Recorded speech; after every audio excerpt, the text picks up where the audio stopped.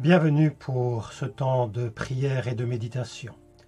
Cette semaine encore, nous ne pouvons une nouvelle fois nous réunir dans notre temple. C'est pourquoi nous vous proposons, pour pallier notre culte en quelque sorte, ce montage vidéo. Certains aspirent maintenant à retrouver le chemin des églises. Cela viendra en son temps, il nous faut encore de la patience. Beaucoup de liturgies d'église proposent pour ce dimanche, ce 4e dimanche de Pâques, comme thème le bon berger. C'est pourquoi nous lirons dans l'évangile de Jean au chapitre 10 un texte en rapport avec ce thème. Mais avant cela, je vous invite à la prière.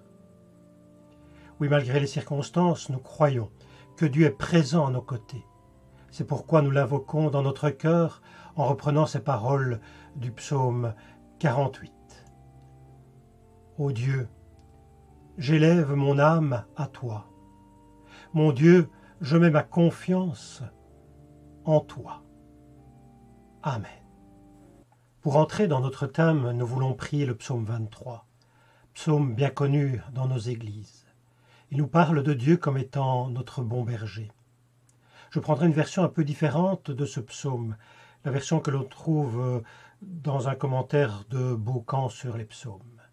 Vous pouvez l'écouter en lisant en même temps une version plus habituelle sur votre écran. Le Seigneur me fait paître et de rien je ne manque. Fraîche est l'herbe des prés où il me parque. Me conduisant vers les eaux du repos, il me redonne souffle, il m'ouvre un chemin de justice pour l'amour de son nom. Dussé-je traverser un vallon de ténèbres, je ne crains aucun mal, car tu es avec moi. Avec ta houlette et ton bâton, je me sais consolé. Tu as pour moi dressé la table sous l'œil de l'ennemi, ton huile sur ma tête luit, et ma coupe déborde. Me poursuivront et bonheur et tendresse tout au long de ma vie. J'habiterai jour après jour la maison du Seigneur. Amen.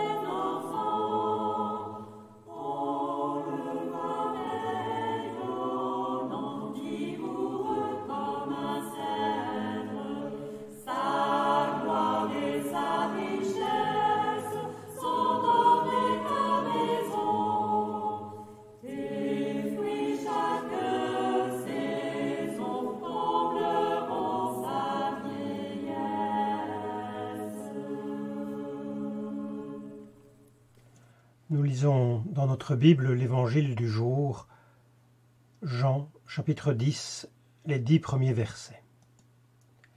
Jésus dit, « Oui, je vous le déclare, c'est la vérité. Celui qui entre dans l'enclos des moutons sans passer par la porte, mais en grimpant par un autre côté, celui-là est un voleur, un brigand. Mais celui qui entre par la porte est le berger des moutons. Le gardien lui ouvre la porte et les moutons écoutent sa voix. Il appelle ses moutons chacun par son nom et les emmène dehors. Quand il les a tous fait sortir, il marche devant eux, et les moutons le suivent, parce qu'ils connaissent sa voix. Mais ils ne suivront certainement pas un inconnu, ils fuiront plutôt loin de lui, parce qu'ils ne connaissent pas la voix des inconnus. Jésus se servit de cette image pour leur parler, mais ses auditeurs ne comprirent pas ce qu'il leur disait. Jésus poursuivit. « Oui, je vous le déclare, c'est la vérité. Moi je suis la porte de l'enclos des moutons. Tous ceux qui sont venus avant moi sont des voleurs, des brigands, mais les moutons ne les ont pas écoutés. Moi, je suis la porte. Celui qui entre en passant par moi sera sauvé. Il pourra entrer et sortir, et il trouvera de la nourriture. Le voleur ne vient que pour voler, tuer et détruire. Moi, je suis venu pour qu'ils aient la vie et qu'ils l'aient en abondance.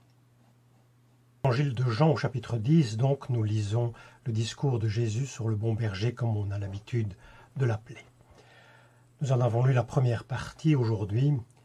L'image est belle. Elle remonte loin dans l'histoire aussi. Elle est connue du texte de l'Ancien Testament. Ainsi, en Ézéchiel, par exemple, on retrouve ce symbolisme où Dieu annonce par l'intermédiaire de son prophète qu'il va prendre soin de son peuple comme un berger le ferait. Vous pouvez le lire sur l'écran, je ne lis ici que le premier verset.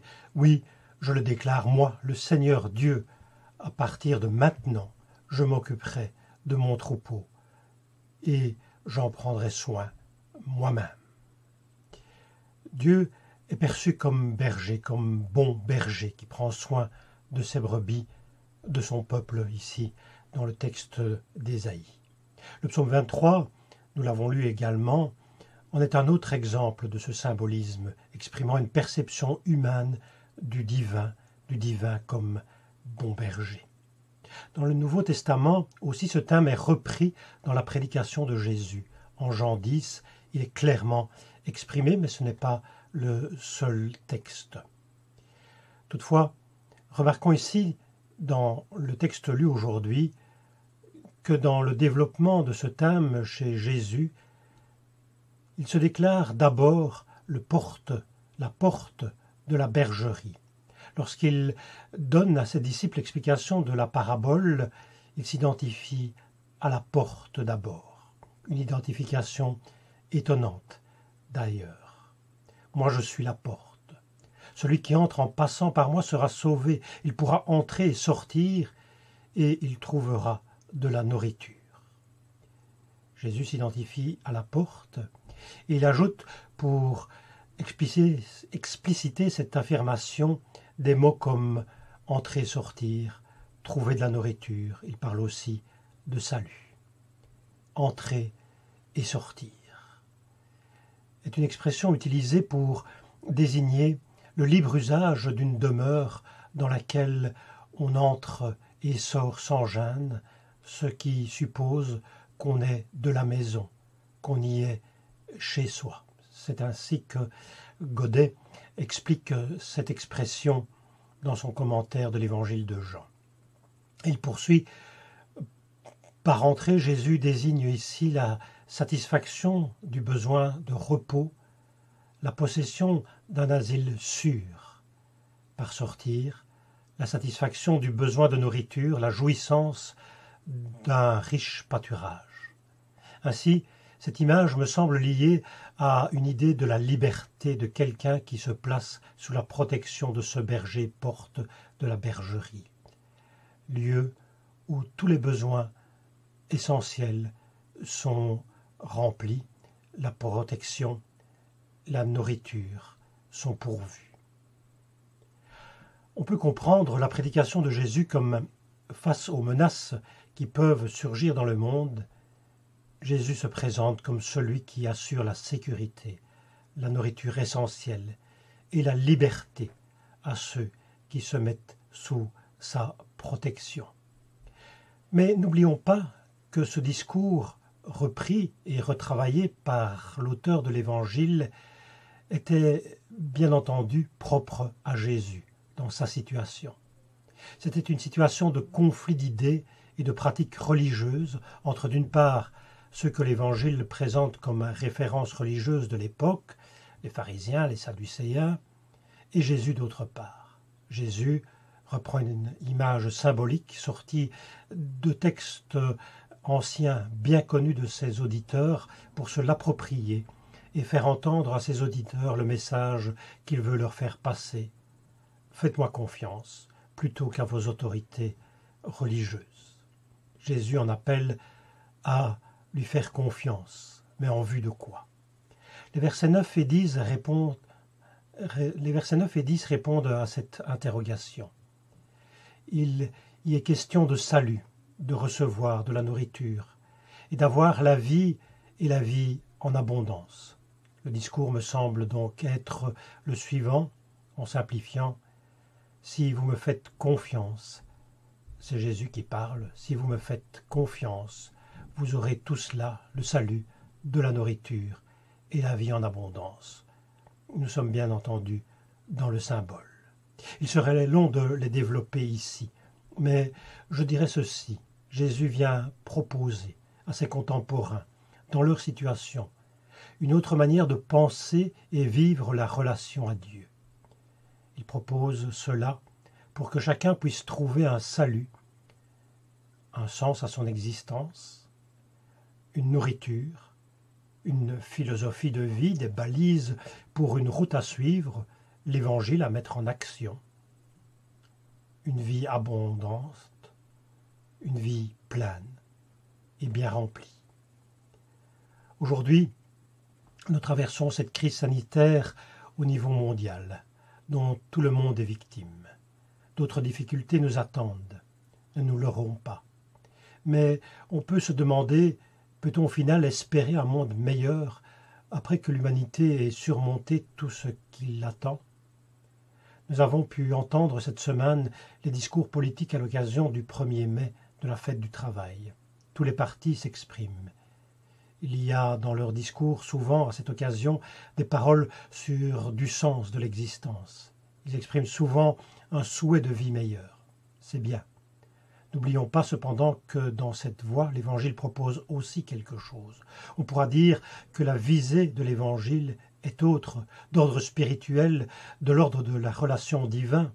Par exemple, Albert Schweitzer disait « L'esprit de Jésus est la force de vie qui prépare à l'existence telle qu'elle sera après la résurrection. » Dans la pensée de Jésus, il y a une visée de sens qui ne s'arrête pas à l'existence humaine immédiate, mais se prolonge dans l'espérance. Certes, mais cela se concrétise aussi dans le concret de l'existence. Ce concret qui peut se bâtir aussi sur les paroles de l'Évangile qui placent la fraternité humaine en son centre. Il est toujours, que ce soit en situation de crise ou non, possible de bâtir une humanité plus empreinte des propositions de vie de Jésus de Nazareth.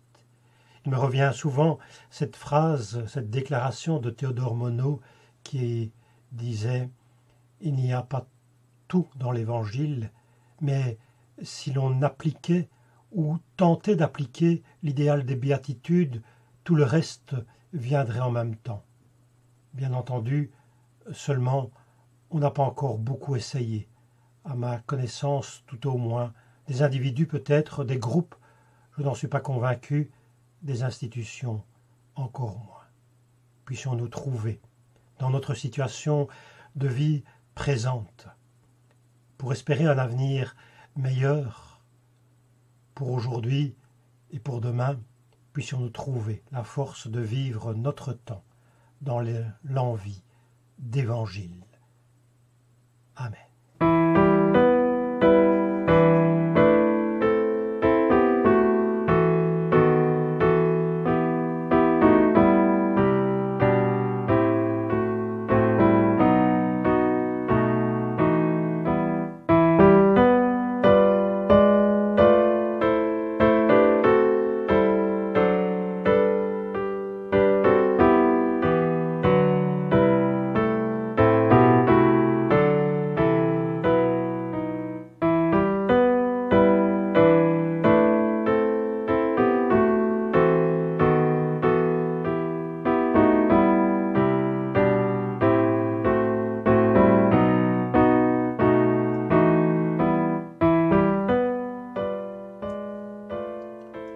Nous voulons prier.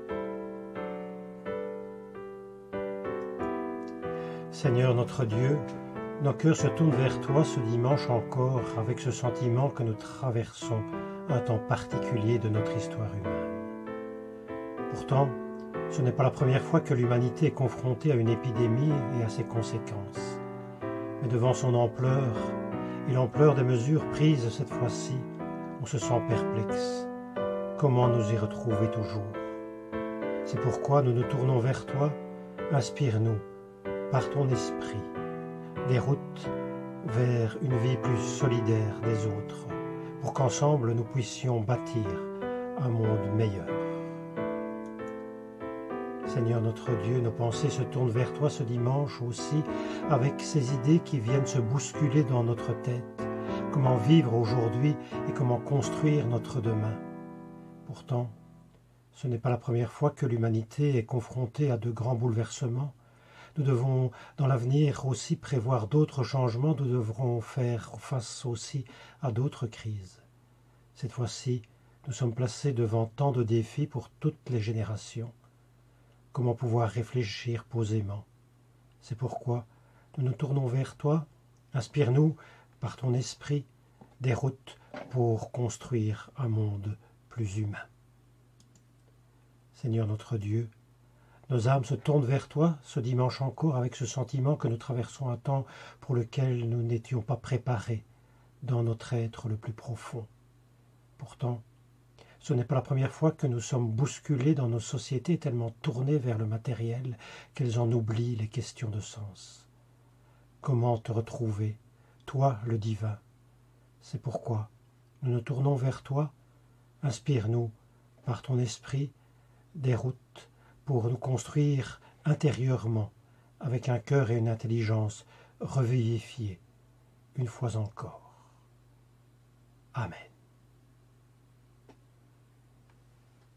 Et nous voulons poursuivre notre prière en chantant « J'ai soif de ta présence ».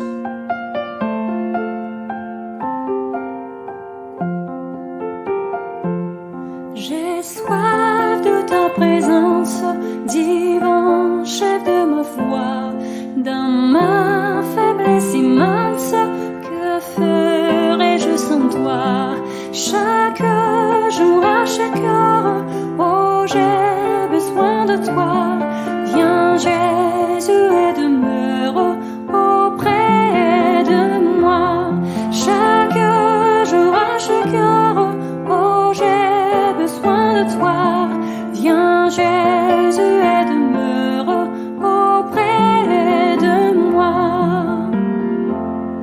Pendant les jours d'orage, d'obscurité, de froid, quand faiblit mon courage, que ferais-je sans toi? Chaque jour, à chaque heure, oh j'ai besoin de toi. Viens Jésus et demeure auprès de moi. Chaque jour, à chaque heure, oh j'ai besoin de toi. Viens Jésus et demeure auprès de moi.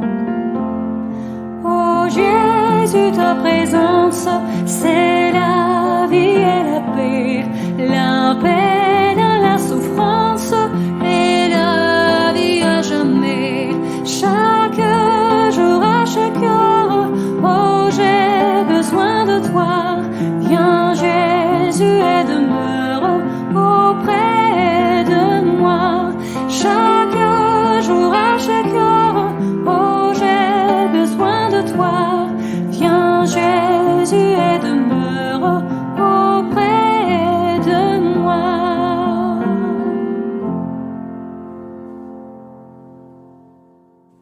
Et nous terminerons ce moment de recueillement avec cette bénédiction liturgique. Dieu est le pèlerin embusqué dans notre aventure humaine. Il est de tous nos voyages. Il est sur nos grandes routes et sur nos chemins de traverse, sur nos terres ensoleillées et dans nos bas-fonds obscurs, présent à toutes nos aurores et à tous nos crépuscules. Il reste avec nous quand il fait jour et quand il fait nuit. Il nous bénit et nous garde.